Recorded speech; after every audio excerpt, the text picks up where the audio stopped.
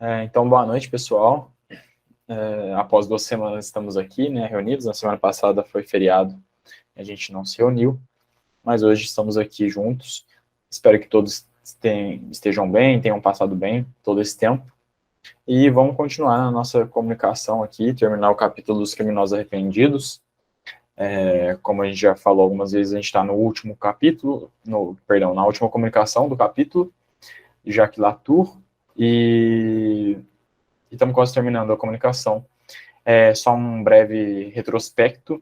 O espírito de Latour era um espírito de um criminoso, e ele surge espontaneamente em uma reunião e se comunica através da médium, em uma reunião da qual a individualidade, enfim, a identidade, na real, era desconhecida por todos ali, ninguém conhecia ele, então eles não faziam ideia de quem era aquele espírito, nunca tinham ouvido falar, e ele surge espontaneamente e se comunica, e eles fazem uma série de comunicações com ele, outras evocações, e um dos principais pontos dessa comunicação é como esse espírito se desenvolve moralmente durante todo o processo, como ele tem uma mudança rápida e efetiva durante o processo de evocação, como ele se mostra diferente já na última comunicação, e, enfim, como ele está encarando tudo isso. E as comunicações dele já terminaram, o que está acontecendo aqui agora é o comentário de Allan Kardec sobre o caso. Então, Kardec está comentando, e o que a gente vai começar a ler hoje, continuar lendo, é o comentário de Kardec sobre a comunicação desse espírito, as diversas evocações, e o Kardec dá um parecer incrível, cheio de detalhes que às vezes passam despercebidos e enfatiza aquilo que é mais importante na comunicação. Enfim, vamos começar.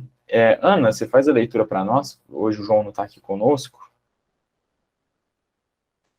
Faço sim, Vitor.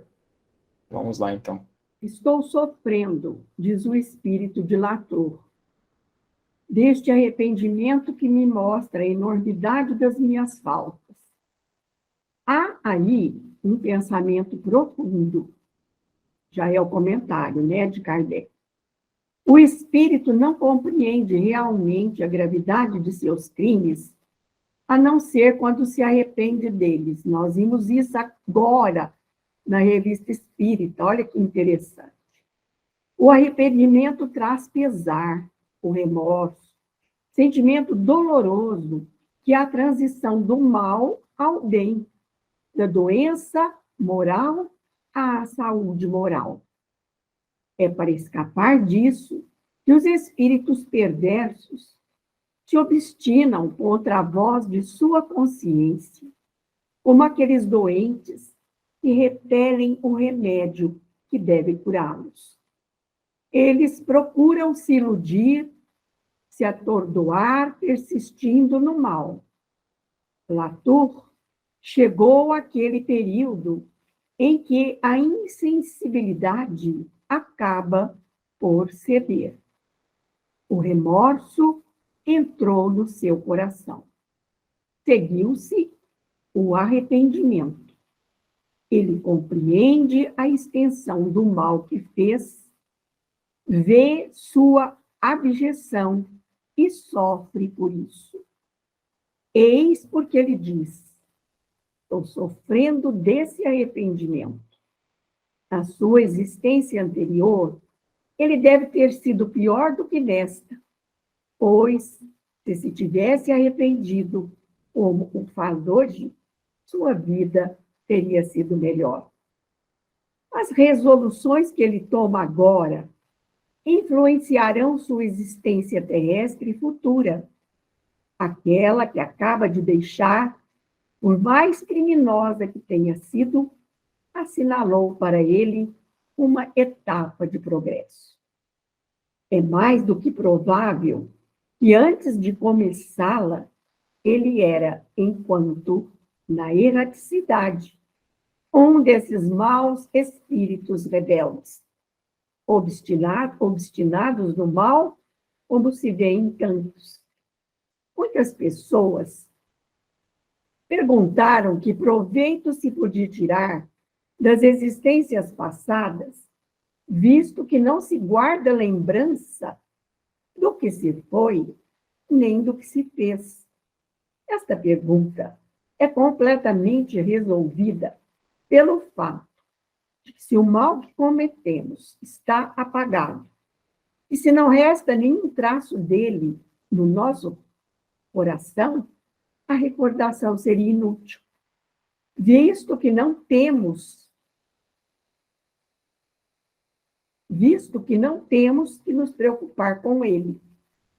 Quanto àquele do qual não nos corrigimos inteiramente, nós o conhecemos pelas nossas tendências atuais. É a estas que devemos dirigir toda a nossa atenção.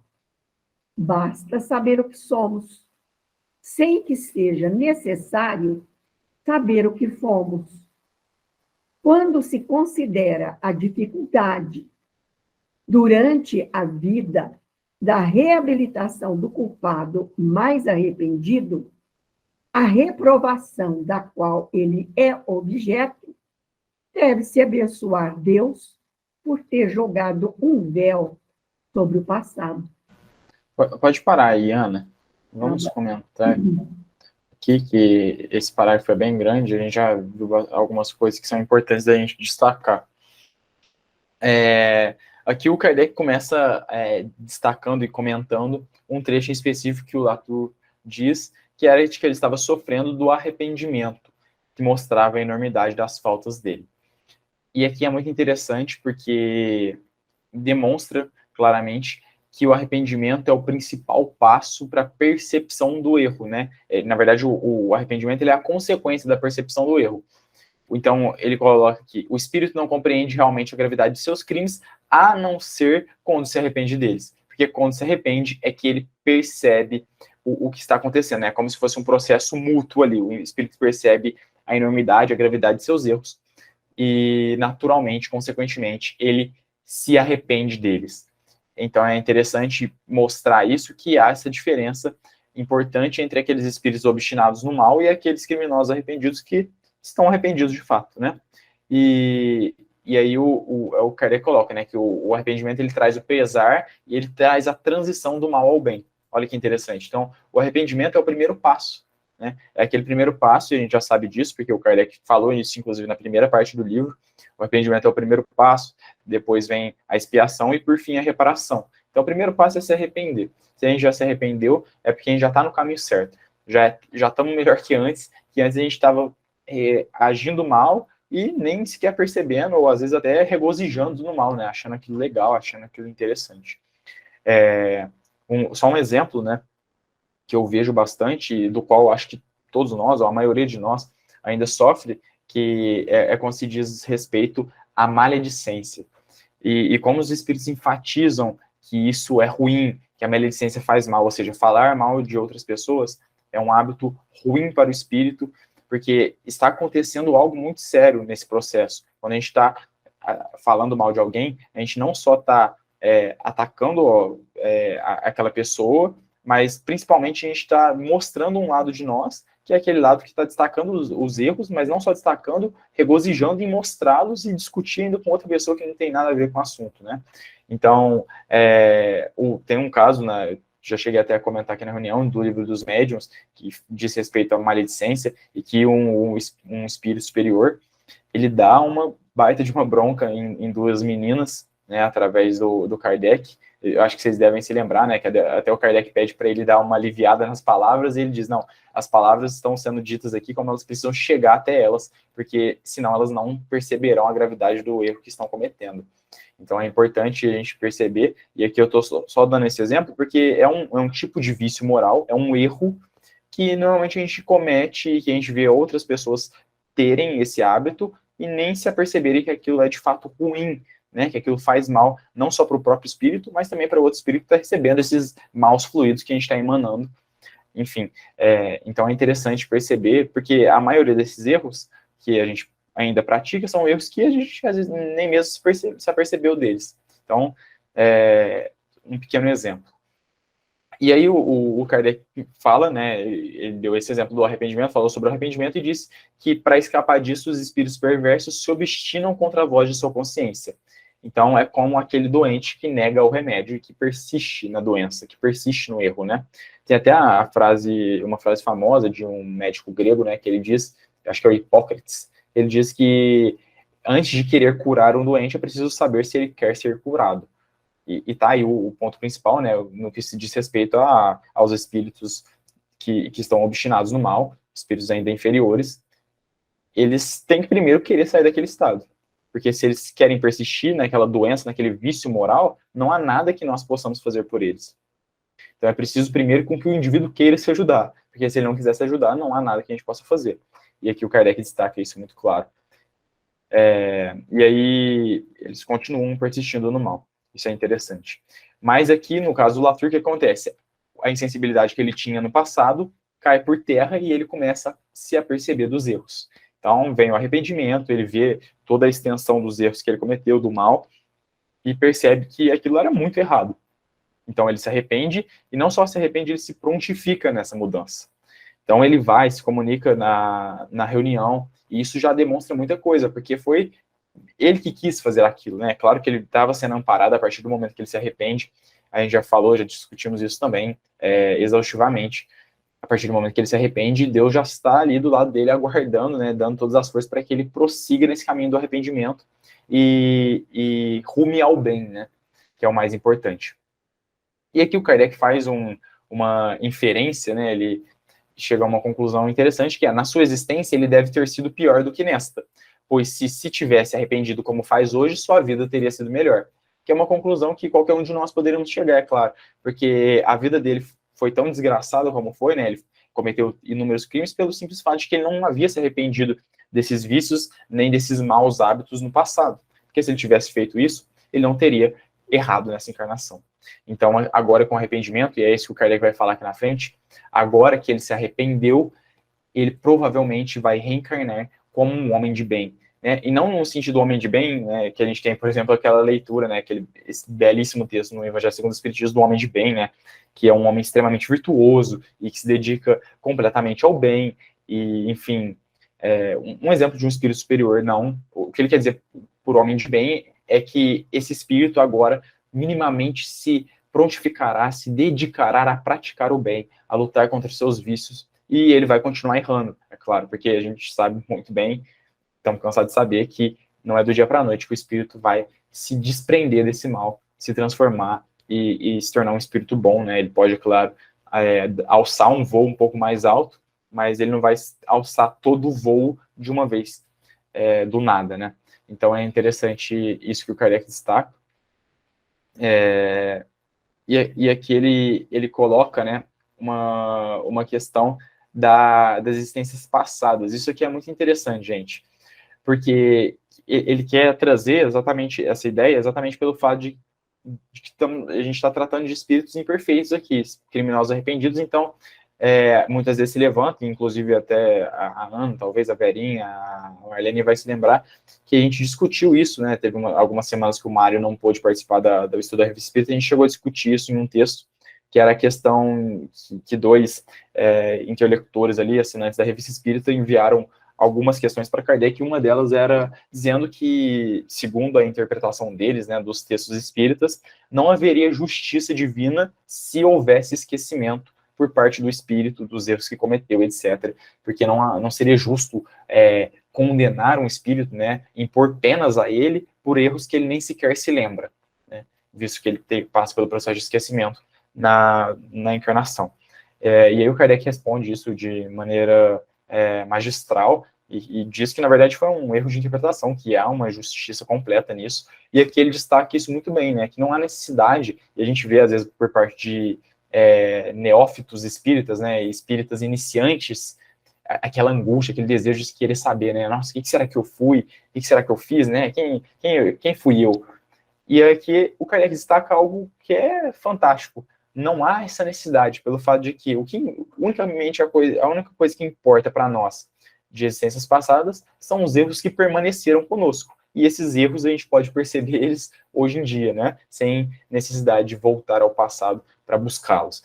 E aqueles erros que já extirpamos, eles não existem mais, então não há necessidade de conhecê-los, pelo menos não agora, porque a gente já extirpou eles. Enfim, não há o que ser, não existe nada a ser feito em relação a isso. Então, tudo aquilo que a gente precisa já está aqui nesse momento, e a gente pode perceber os nossos próprios erros e vícios, defeitos, nesse momento, nessa atual encarnação. Não há essa necessidade, essa angústia, esse desejo de querer descobrir o que se foi, etc. Muitas vezes isso está imbuído de uma ilusão ou algo do tipo, que não consegue compreender o real propósito do espiritismo, porque o espiritismo de longe não tem isso como propósito, nem sequer recomenda esse tipo de ação, né? E aqui é basicamente isso, né? Como paramos aqui, que aqui depois o Kardec vai concluir. Alguém quer comentar alguma coisa, né? A gente viu algumas coisas. Ana? Eu achei muito interessante. Nós estudamos isso tudo hoje na Revista Espírita, né? Falamos sobre esse esquecimento relativo do passado, porque lá na Revista Espírita cita 2 tipos de memória: memória de relação, que é essa enquanto estamos despertos, e a memória profunda, que nós, às vezes, acionamos quando estamos dormindo, e nos recordamos do nosso passado, durante os momentos de desprendimento do espírito em relação ao corpo, né? Eu achei muito interessante. E eu achei interessante também quando ele fala aqui que os espíritos rebeldes não querem sofrer do arrependimento, porque o arrependimento faz sofrer, ele traz sofrimento. Ele vem acompanhado, né? A culpa, aliás, precede o arrependimento, né? Então, é um sofrimento. Interessante que o espírito rebelde, ele prefere ignorar, fazer de conta que nada aconteceu. Justamente ele explica aí, ó, que ele não quer sofrer do arrependimento. Ele não ouve a voz da consciência, não ouve a voz da própria consciência, né? Que o alerta de que ele precisa se arrepender, que ele cometeu um erro, né? Interessante que você colocou aí muito bem, Kardec coloca, que basta observarmos quem somos hoje. Mas, para isso, há necessidade de nos autoconhecermos, de fazer uma viagem interior. Porque se nós não fizermos essa viagem interior, nós vamos continuar como aquele rebelde que quer fazer ouvidos mochos à voz da consciência. Está nem aí. Então, há necessidade de fazer essa viagem interior, de visitar a si mesmo, de voltar o nosso olho interno para nós mesmos e vermos quais são as tendências mais marcantes que caracterizam a nossa existência atual. Que é o erro que eu estou cometendo e colocar em prática. E a gente falar aqui na teoria é muito fácil. O difícil é a gente praticar. E do momento que a gente passar a praticar, nós vamos fazer o nosso saltinho. Nós vamos dar um saltinho a mais. Foi o que Santo Agostinho fez. Ele colocou em prática tudo que ele sabia, tudo que ele descobriu de si mesmo, e ele foi colocar em prática lá, e ele deu aquele salto evolutivo numa mesma vida, numa mesma encarnação. Então, veja bem, né? Depende tudo de nós. Eu achei, é muito bonito, né, gente? Esse estudo, muito bonito mesmo. E outra coisa que eu quero falar, vocês lembram quando nós estudamos lá para trás, que fala na Samaritana, e a gente não sabia o que era essa Samaritana? Pois é, eu descobri o que era essa Samaritana por acaso. E agora eu não lembro onde foi que eu vi. A Samaritana era um barco, olha só, era um barco. E eles iam para esse barco para tomar aqueles banhos. E foi onde o cara morreu, matou. né? Olha só que interessante. descobri sem querer, viu? Eu estava procurando uma coisa e achei sobre a samaritana. Interessante. Excelente comentário, Ana. Né? Você passou aí por todos os pontos também e colocou seus acréscimos. É fantástico como o Kardec vai secando, por assim dizer, cada trechinho da comunicação e mostrando ali de maneira resumida, mas cheia de detalhes ao mesmo tempo, tudo que foi dito pelo Espírito. E essa questão, claro, é muito curiosa sobre o véu do esquecimento e como ele cumpre um papel providencial na vida do Espírito. Excelente. Mais alguém quer comentar? Não? Então, vamos prosseguir, terminar esse parágrafo e continuarmos.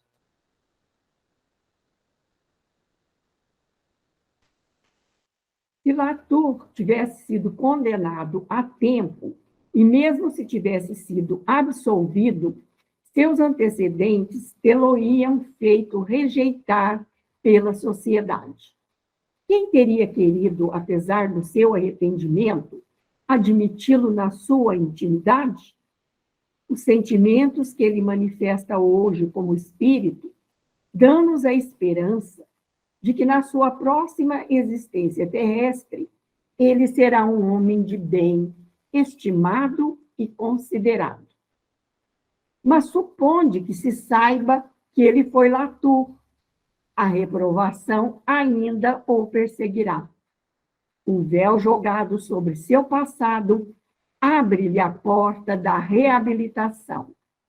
Ele poderá sentar-se sem temor e sem vergonha entre as pessoas mais honestas.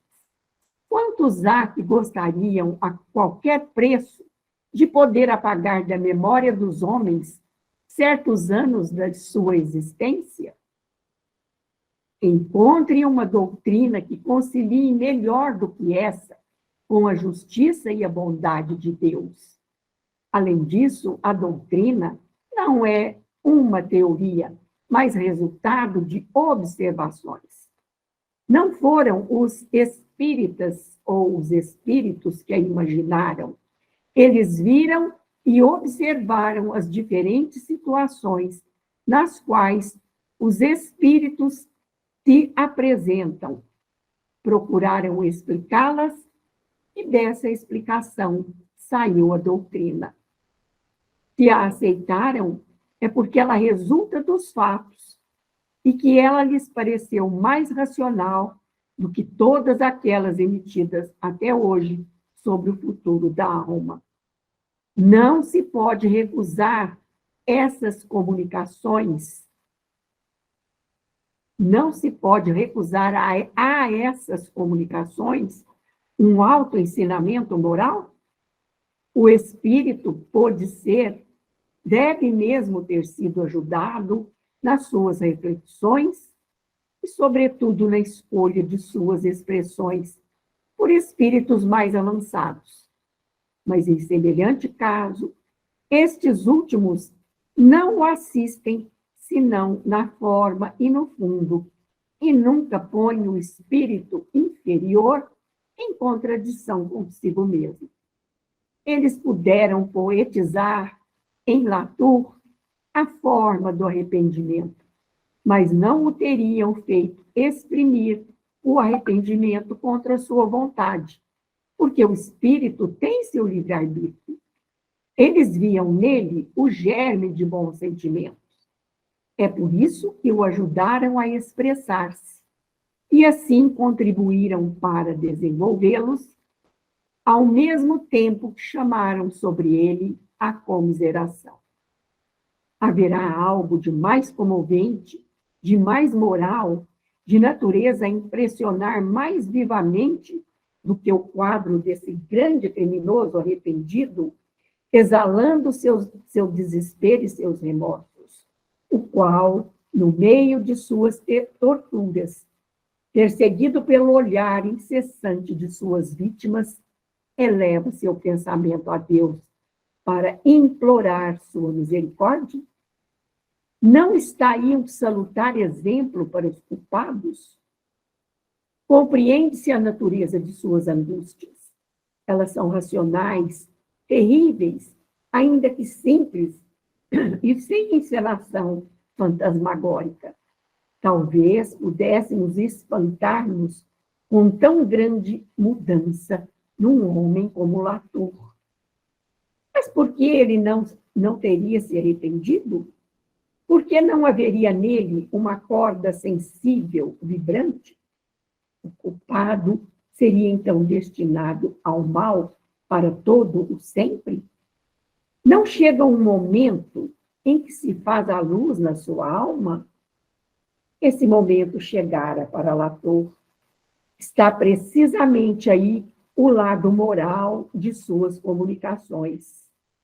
É o entendimento que ele tem de sua situação.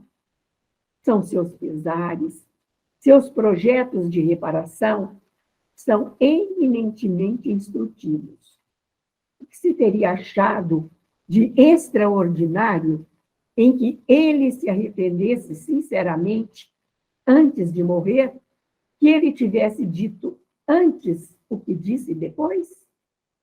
Não se tem inúmeros exemplos disso. Um retorno ao bem antes de sua morte teria passado por fraqueza aos olhos da maioria de seus semelhantes.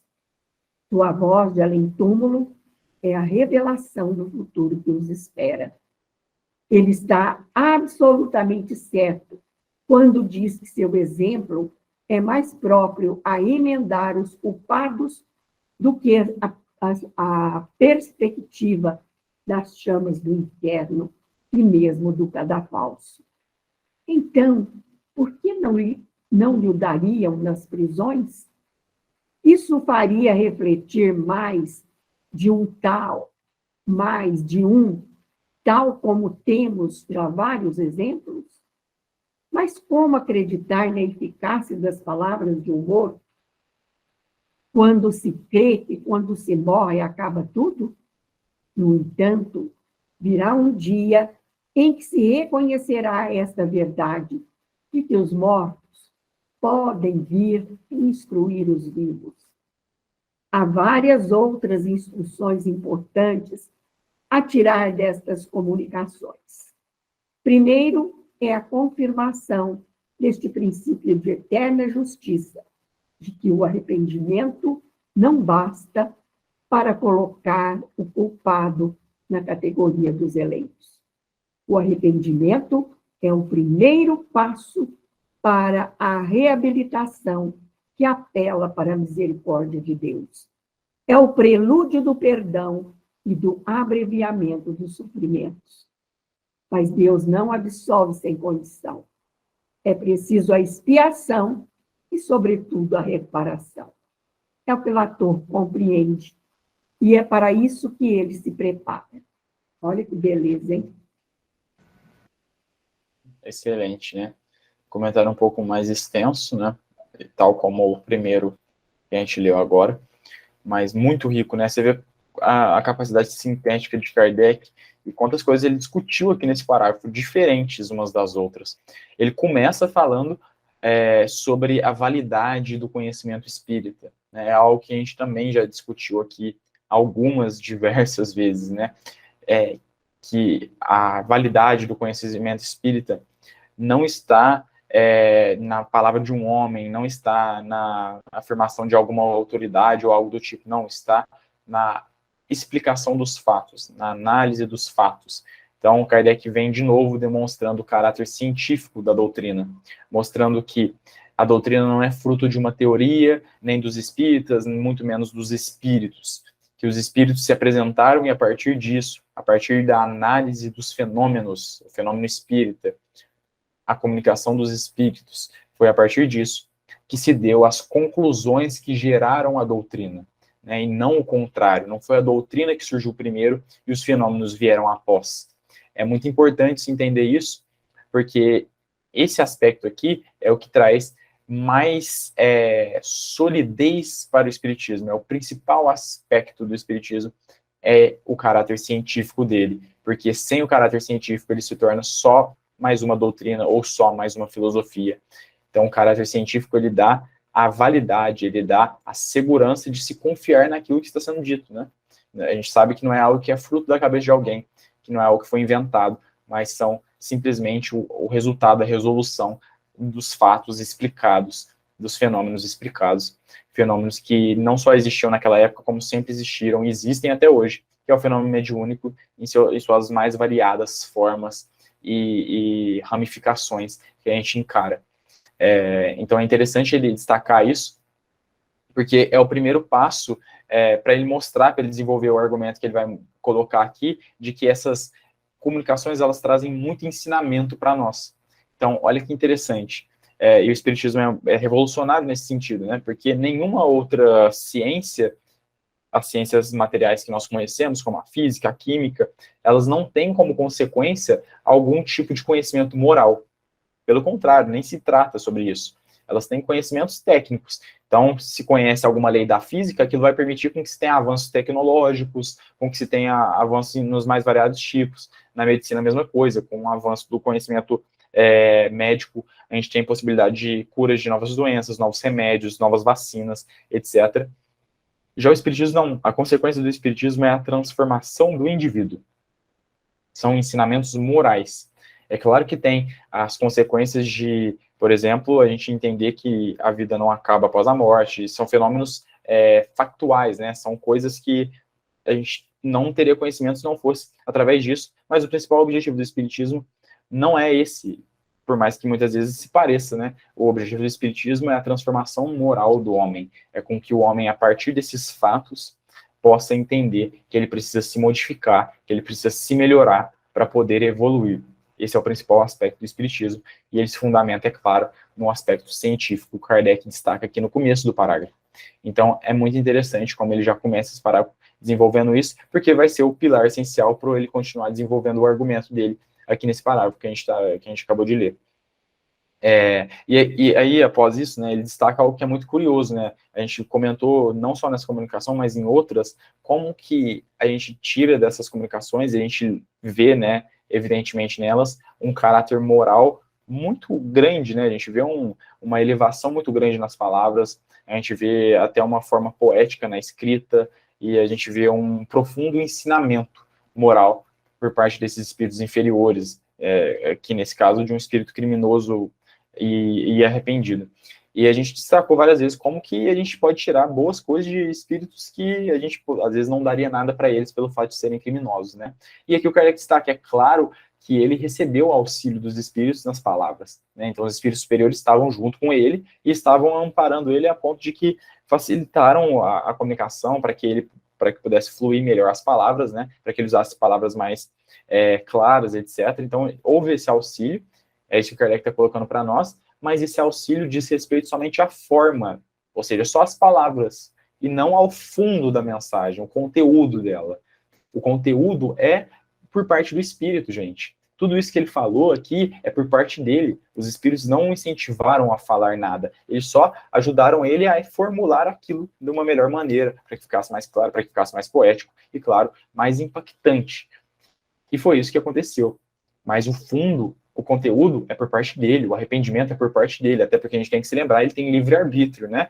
Ele não diria essas coisas se não o quisesse fazer. Então, é importante a gente entender que ele quis dizer dessa maneira, e ele disse, né? Independentemente se tinha espíritos junto com ele ou não. Então, eles auxiliaram na forma e não no fundo. Isso aqui é interessante, o Kardec destaca, é algo que eu particularmente não me lembrava de já ter lido em alguma outra parte da obra de Kardec. Tonho? Oi. É igual essas Pode cartas falar. conciliadoras, em que a escrita é muito elevada, né? Uma escrita bem feita, e o espírito está em sofrimento.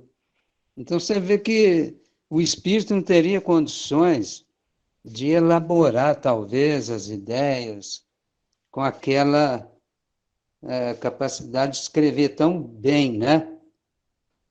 Então, eles são ajudados, eles pegam o conteúdo e escrevem aquelas cartas bonitas. Não é verdade? Ah, e minha conexão caiu. Perfeito. Justo na hora que eu ia Sem fazer problemas, uma Ana. A minha pergunta, tá a minha meio... conexão caiu.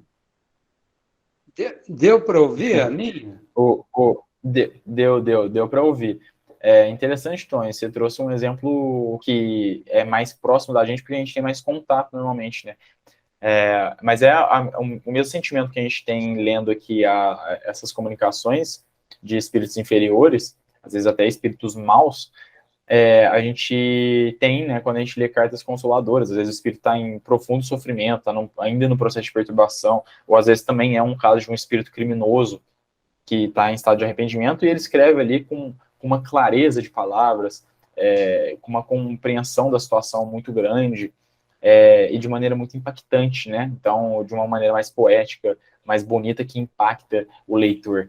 E, é claro, isso tem o dedo ali dos espíritos superiores que estão ao entorno e que estão permitindo com que aquilo aconteça da melhor maneira possível. Mas é isso que o Kardec falou, né? Eles estão auxiliando na forma, não no fundo. Esse fundo é do espírito. Mas interessante, você trouxe um exemplo aí que casa perfeito com o que está sendo dito aqui e é algo que a gente tem mais vivência, por assim dizer. Ana, você quer comentar? Você disse que ia comentar, pode comentar. Eu só quero fazer uma pergunta. Eu quero que você me diga o seguinte: a minha conexão caiu, né? Eu demorei para reconectar. Então, eu quero perguntar o seguinte: Kardec partiu para a experiência, né? Ele ouviu falar lá das mesas girantes, tatará. Aí ele foi ver aquilo de perto. Aí ele começou a participar daquelas experiências mediúnicas, começou a fazer perguntas e observar tudo. E dessa observação dos fenômenos, a partir da experiência dele, ele viu que existem consequências morais. E a partir daí, então, é que ele foi fazer a teoria, é isso? Exatamente, isso aí, Ana. Então, ele partiu da experiência, os fenômenos aconteceram antes e depois veio o desenvolvimento da teoria, e a teoria não só foi desenvolvida, como ela também foi comprovada, ela se mostrou verdadeira quando colocada na prática, quando experimentada. E como que se faz isso, né?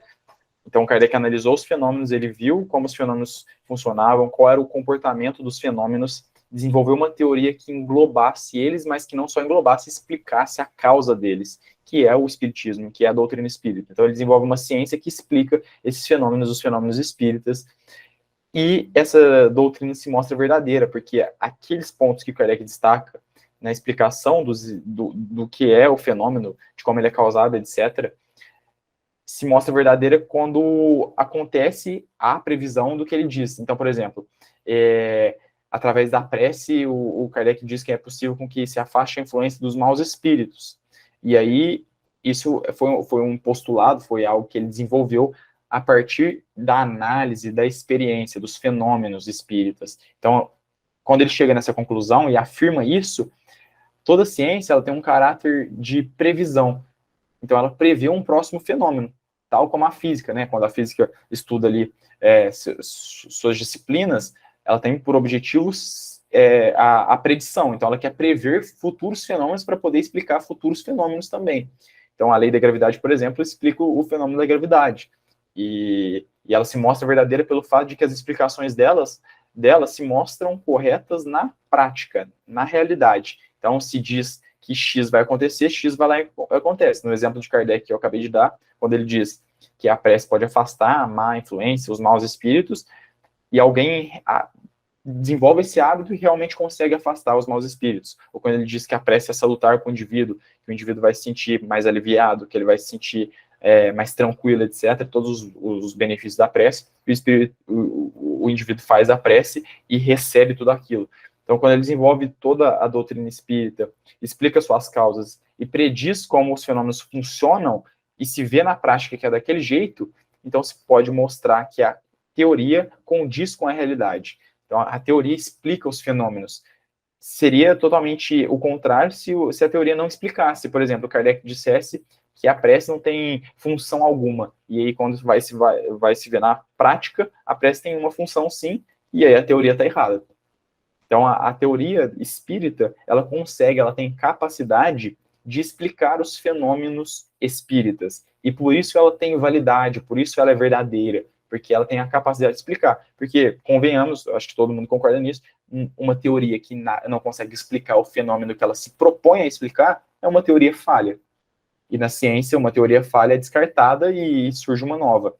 E o espiritismo ele tem sucesso em conseguir explicar os fenômenos espíritas. Ele não só explica, como explica todos os fenômenos que Kardec conseguiu estudar, explica numa só explicação que é universal para todos eles. Então ele não tem que ser incongruente, não tem que se contradizer para conseguir explicar um fenômeno e explicar outro. Não, uma só explicação consegue englobar todos os fenômenos.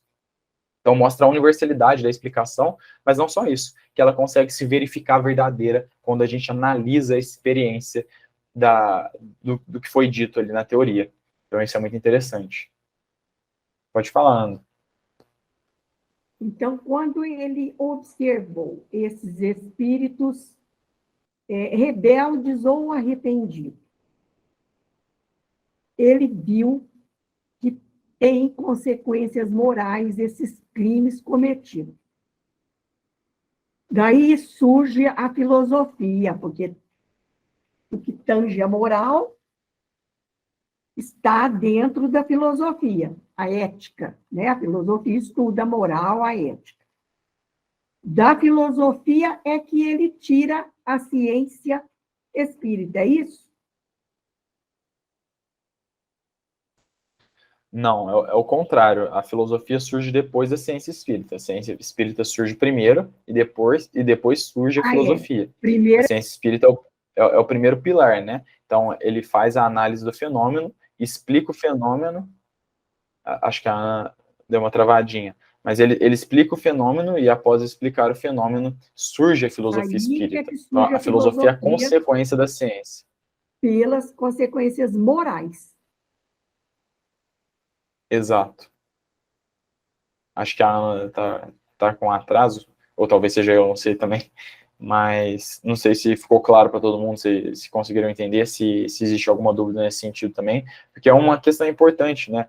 Isso que a gente está falando aqui é a questão do porquê o espiritismo é uma ciência, e por que é importante entender que ele é uma ciência, porque é o principal pilar dele, né? Quando a gente diz que o espiritismo é uma ciência, não tem a ver pelo fato de ele aceitar como verdadeiro o que diz a física, o que diz a química, o que diz a biologia, a medicina, etc. Não tem nada a ver com isso. Não é pelo fato de que ele está junto com as outras ciências. Não, é pelo fato de que ele, por si só, independente de qualquer outra ciência, é uma ciência. Então, o espiritismo não precisa da aprovação da física, o espiritismo não precisa da aprovação da química, porque ele sozinho tem capacidade de se autossustentar. Ele é uma teoria concreta e sólida e que tem sucesso em explicar os fenômenos que se propõem a explicar. E da mesma forma, pessoal, que a química não fica esperando a física validar o conhecimento da química. Os químicos não ficam lá esperando os físicos estudarem os fenômenos da química e falar, não, é isso mesmo. Não, da mesma forma com o espiritismo. Então, o espiritismo não tem que esperar ninguém, né? Às vezes a gente vê pessoas forçando alguns tipos de associação entre, por exemplo, a física quântica e o espiritismo, quando não há necessidade alguma disso, né? Eu não estou entrando aqui no mérito se há associações a serem feitas ou não, mas pelo fato de que a física quântica nunca vai validar o espiritismo, porque o espiritismo já se valida por si só. O espiritismo é ciência por si só, independente de qualquer outra ciência. E a única coisa que acontece de diferente é o fato, né, o motivo pelo qual o espiritismo não é admitido pelas outras ciências é que a ciência material, né, majoritariamente material, que é o que a gente tem hoje em dia, os físicos, os químicos, a academia, né, que estuda os cientistas, eles não admitem a existência de espíritos. Então, eles não conseguem lidar com o fato base do espiritismo. Então, eles não conseguem assumir a primeira premissa ali, que é dizer que os espíritos existem. O espiritismo parte disso. Então, se os cientistas materiais não admitem que espíritos existam, eles não conseguem admitir nenhuma das consequências do espiritismo, porque o espiritismo parte disso. Então, o espiritismo ele vai ser encarado de maneira séria e a validez dele, a veracidade dele vai ser entendida pelas outras ciências e pelos outros cientistas quando a vida do espírito for admitida por todas essas outras ciências. e eu digo que ela seja admitida não pelo fato de que a física vai se dedicar ao estudo do espírito, que a psicologia vai se dedicar ao estudo do espírito, não, mas pelo fato de que elas estudarão e entenderão o espiritismo e por si só se convencerão de que o espiritismo é verdadeiro e ele deve ser assumido como tal, etc. Então não vai ser nenhuma outra ciência que vai alcançar o espiritismo, fazer o que o espiritismo fez, não. Em algum momento o espiritismo vai ser aceito como verdadeiro e isso, claro, cabe a nós também a encarar essa seriedade dele e desenvolver também mais e mais a ciência espírita, a ponto de que ela possa ser encarada de maneira séria por outras pessoas, porque o espiritismo tem que ser tratado dessa maneira. Então, para mim, assim, na minha visão, é o principal aspecto do espiritismo. É o principal aspecto que precisa ser entendido, etc. E é um aspecto que, infelizmente, fica jogado de escanteio muitas vezes, mas é normal com que isso aconteça, porque falando num contexto geral, é difícil com que a gente entenda, é uma questão muito técnica, envolve muitas coisas em relação à ciência, entendimento do que é a ciência, etc.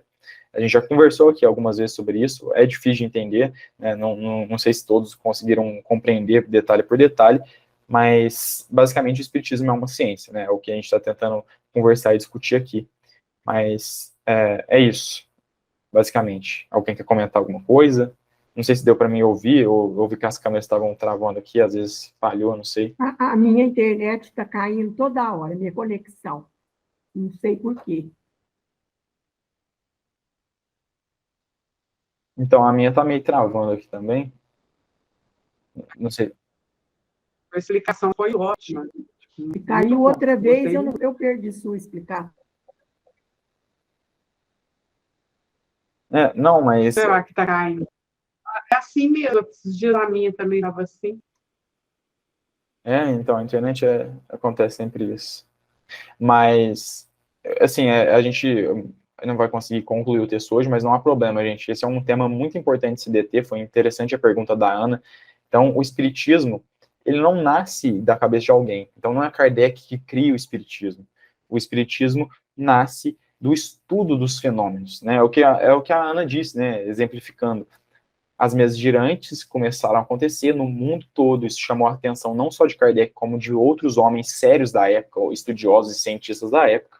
Tanto é que não é só Kardec que estuda os fenômenos espíritas, mas Kardec consegue desenvolver uma teoria que abarca todos eles e explica todos eles.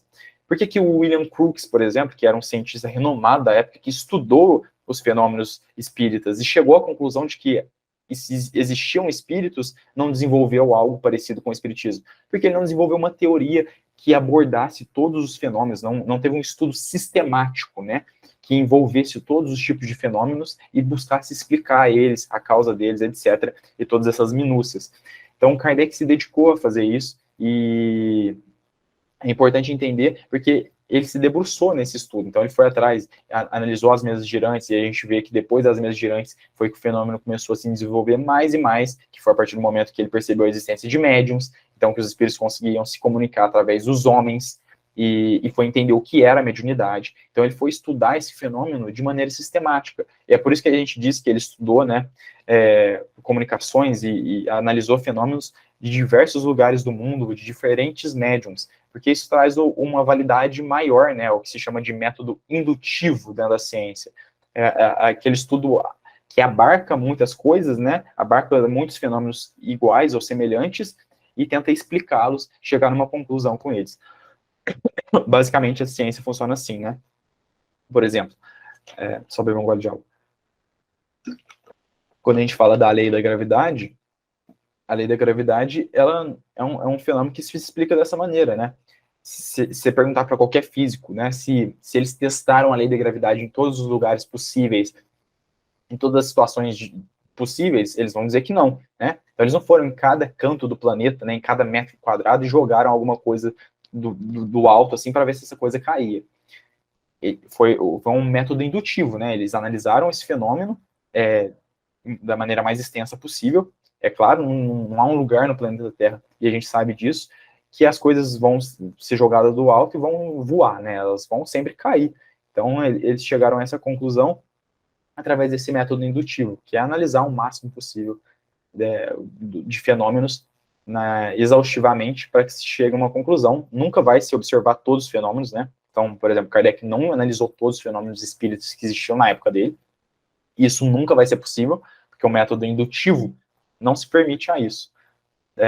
Mas, enfim, isso são coisas talvez muito técnicas, mas eu só quero passar assim por cima para vocês entenderem que tem todo um trabalho muito sério em cima disso, né? Então, o trabalho que Kardec desenvolveu é um trabalho muito sério, e às vezes isso passa muito batido, deixa de lado, mas é importante destacar isso na medida do possível. Perdão, gente. Alguém quer comentar alguma coisa?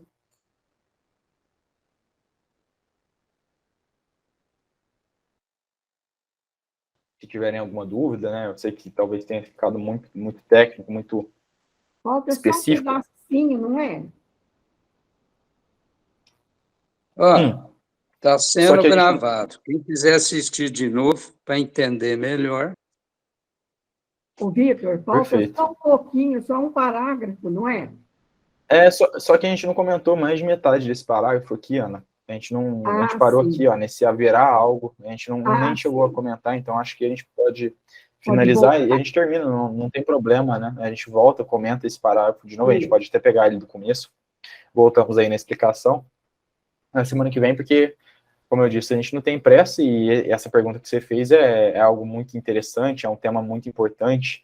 Como eu disse, na minha simples e humilde opinião, assim, o principal aspecto do espiritismo, e pensando em questões atuais, eu acho que a principal função, a principal motivação dos espíritos deveriam ser destacar o aspecto científico do espiritismo, fortalecê-lo novamente, que foi algo que infelizmente se perdeu aí de Kardec para cá, e, né, ao contrário, pelo menos, do que eu vejo, né, quando se diz respeito ao movimento espírita, que se dedica muito mais às questões morais, que são, claro, extremamente importantes. Eu acho que é importante também a gente dar a importância merecida para esse aspecto científico, porque vai ser ele que vai permitir com que outras ciências tenham um olhar de seriedade para a gente, porque se nós espíritas nem sequer entendemos o porquê que o espiritismo é uma ciência, ou pelo fato ou porquê que ele é importante, porquê que ele deve ser encarado pelas outras pessoas como importantes,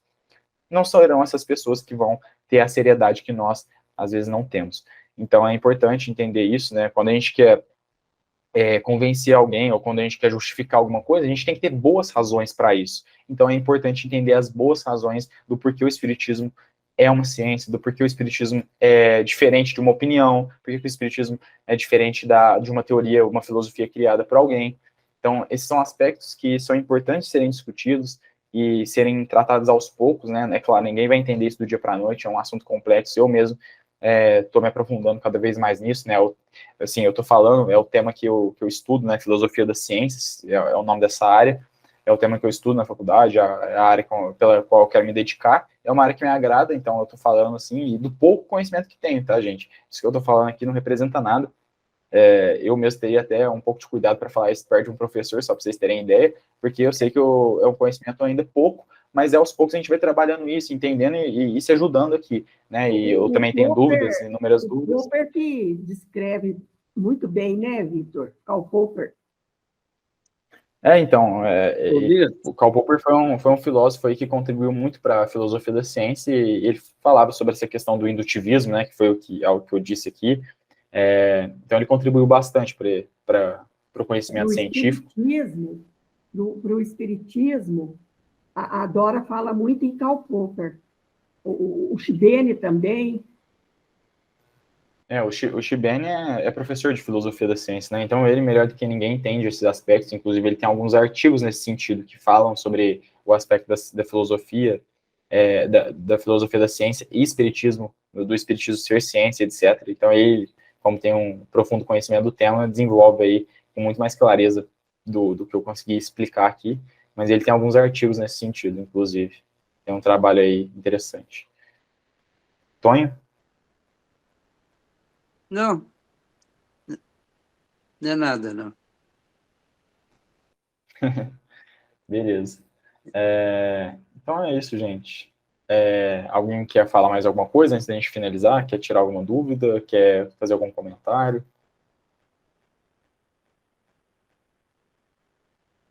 Não? Então, Muito bom esses estudos, né? Assim, esclarece muito a gente.